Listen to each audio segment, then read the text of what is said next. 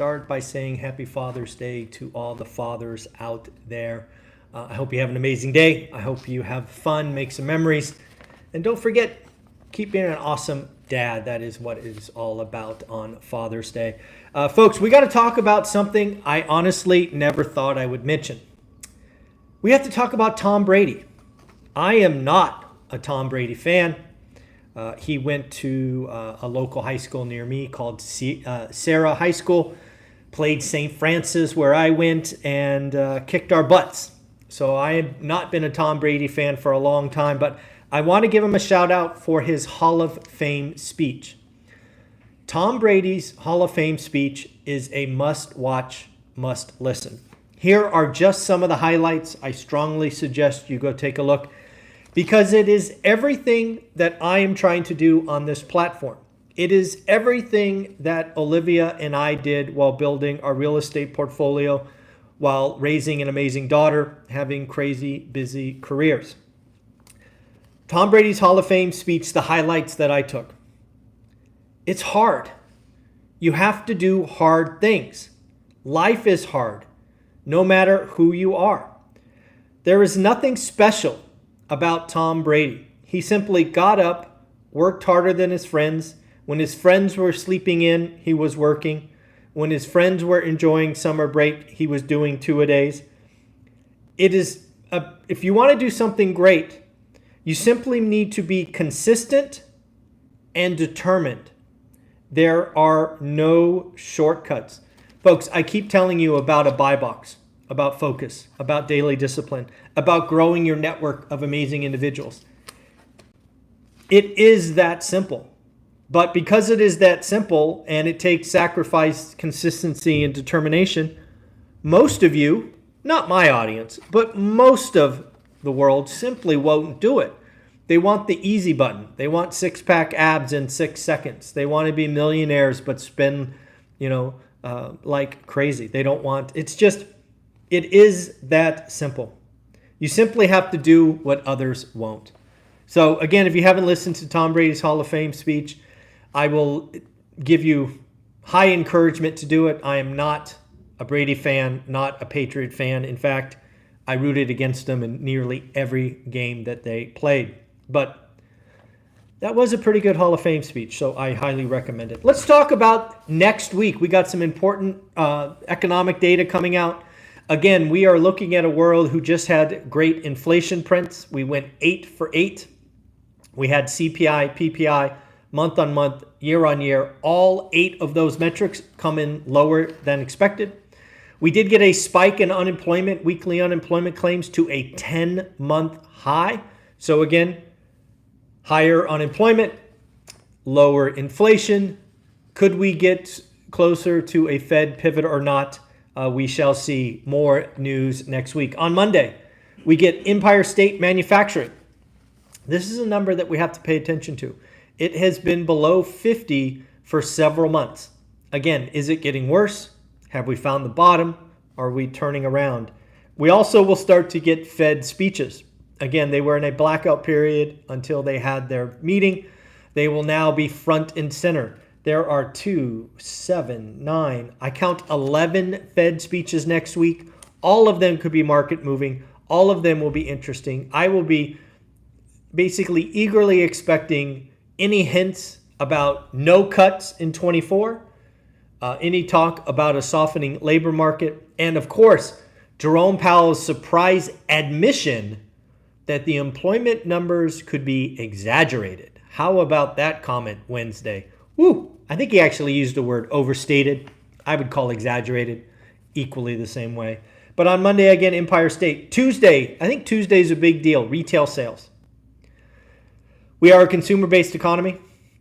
If we truly have unemployment rising, do we have a consumer that is scared and pulling back? We have heard about large discretionary being pulled back, but yet we hear about experiences and cruises and things like that. What is going on in retail sales? Again, Tuesday we have 5 Fed speeches, 5 of the 11 on Tuesday. Wednesday we get home builder confidence. What's going on with the home builders? I am hoping to hear more and more about building smaller homes. Again, this is something I called very early on with Lance Lambert from Resi Club. that I think we're going to see a 3 to 5% drop in the average home size. Again, that is significant. Will be the largest on record going back decades because historically we just build bigger homes. Hopefully we have reversed that trend, given affordability, given rates. Let's go smaller.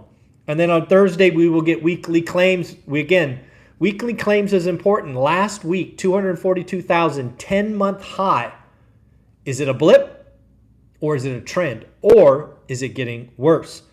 We will also get housing starts. And then on Friday, we will get existing home sales and leading economic indicators, what is going on around the country. So lots and lots of stuff going. Let's talk about the housing market. The housing market is behaving exactly like you and I want.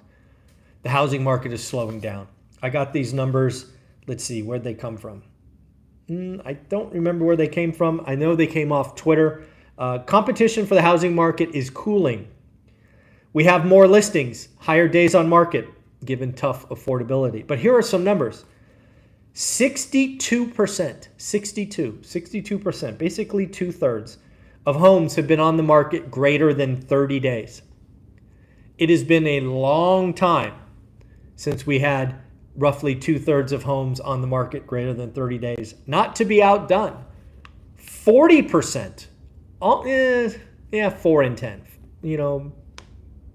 4 in 10 of homes, 2 out of 5 homes have been on the market 60 days. Folks, let me be very clear. If you have a home, if you have a property in your buy box, and it has been on the market for 60 days, I give you permission right here, right now, to write a disrespectful offer.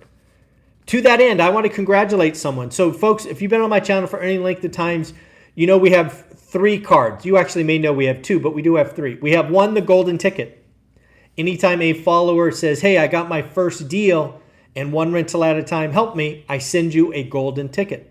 Number 2, we have black cards. Black cards are something we send out for every other deal after the first one. You can get as many black cards as you want, and many people have 10 or so black cards. But we also have a newly created purple card. I created the purple card because I know there are a lot of you out there who are stuck in analysis paralysis. The market has been going so fast, you couldn't make a move. Well, you know what, folks? I want to congratulate John. John just wrote up his very first offer on a small multifamily property. I think it was a duplex, but it might have been a triplex. I forget. Sorry, John, if you're watching. But nonetheless, John wrote his first offer. Again, he didn't get it. That's not the point of a purple card. The purple card is not you got a deal. The purple card is you got off the sidelines. You finally decided you've done enough work. You know what a great deal is, and you wrote an offer. You probably wrote it below asking.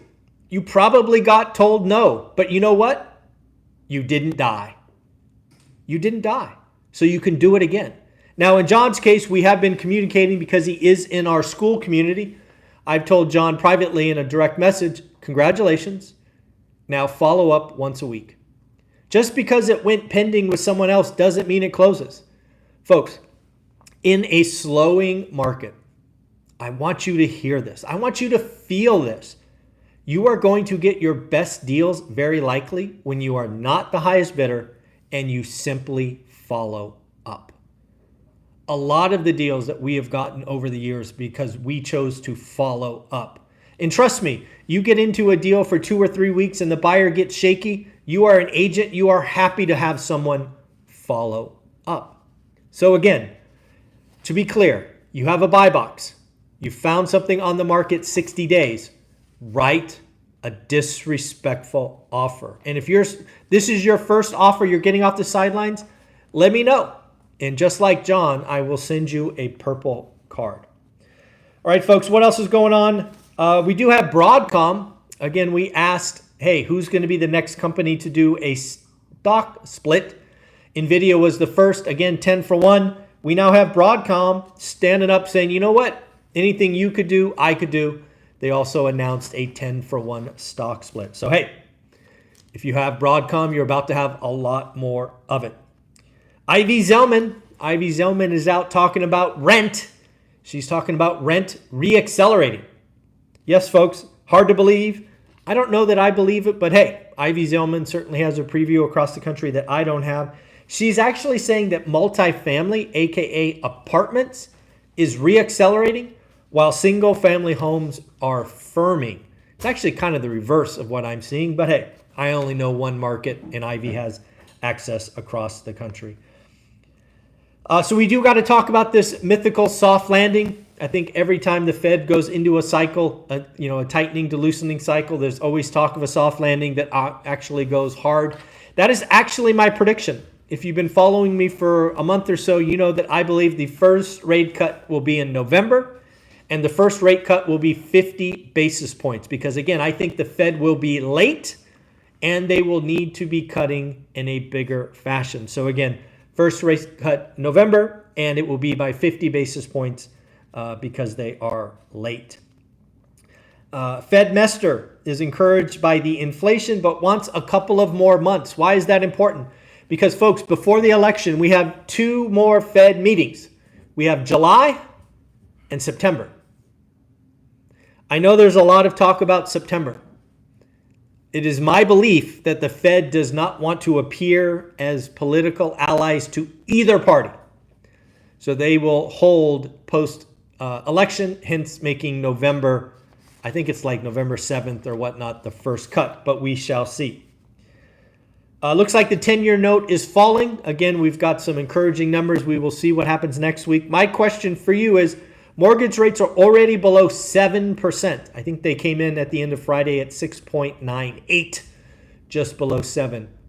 When do we see below 6.9? Because, folks, I don't know if you remember, but remember the spread. Historically speaking, the 10-year and the 30-year mortgage spread is about 180 basis points. Even as of Friday, the spread is roughly 270 basis points. So all it's going to take is for lending institutions to realize the next move is down and that down is coming soon. You will see margin compression. So if September becomes the belief, could we see mortgage rates move early? Again, folks, hopefully you've been watching the channel for a while. You know that mortgage rates move faster and earlier than any Fed rate decision. So we will be looking out for this, folks. And at the end of the day, folks, it is time.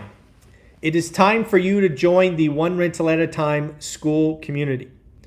We are constantly adding more stuff to the calendar. We are adding more courses for you for free. Something that I want to see happen. I would love to see in the school community, so if you are in school and you are an active participant, I would love to see weekly accountability calls. Now, Frank has reached out to me, and a follower and school member, and says, I want to do one monthly. You know what, folks? I would love to see you guys in school organize and have 4 people perhaps sign up to be kind of like moderators or weekly check-ins. Again, this is something that doesn't have to be led by me. It doesn't have to be led by the millionaires. Our school community is set up to support people doing the work. We all speak the same language: buy box, daily discipline, focus. We all talk about rentals and wins and losses and struggle.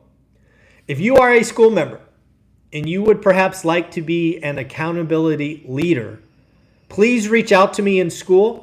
I would love to hear from you. Trust me, if you are new to the game, you need to be in accountability groups. You need to join school today.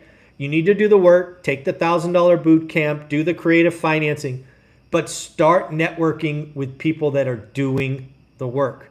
Your life will change if you get in the right rooms, even if they are virtual. Stop doing this alone. Talk to people that are at different points of the journey. Join the school community.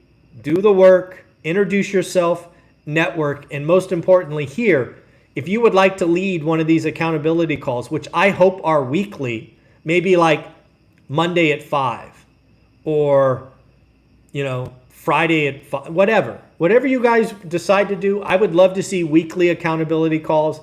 You can record them or not. It won't matter. But let's Let's move together confidently. Let's take advantage of this great opportunity that's in front of us. And let's just keep having fun and supporting each other. I hope to see you in the school community. One more time, happy Father's Day, happy Father's Day, happy Father's Day. Take care. Later.